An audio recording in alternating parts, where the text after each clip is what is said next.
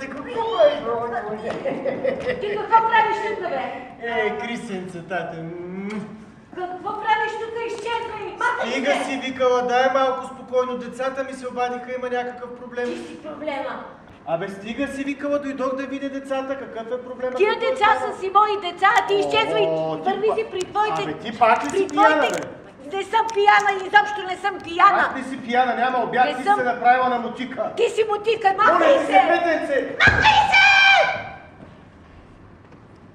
Форум театър може да бъде адаптиран почти към всеки социален проблем, който има такива роли.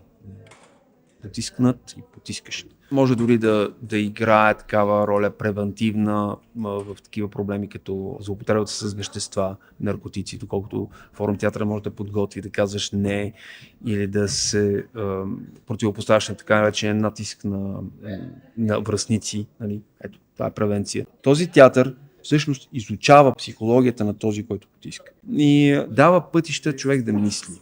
Не сте много съгласни, че няма изход. Това е също много добре, защото все повече се приближаваме до форума, които смятат, че историята може да бъде променена.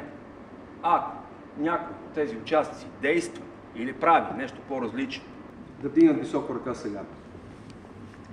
Сами преценете кой от тях може да промени нещо в поведението си. Ако има предразсъдъци, т.е. аз не мисля критически, така да се водя по някакви мои импулси, аз веднага бивам коригиран, защото това е общо дело и моите своеволия веднага се сблъскват с тази ситуация и те биват опровергавани.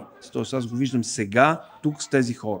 И тогава го оценявам някакси заедно с тях и ни дава поле за знание и за разбиране.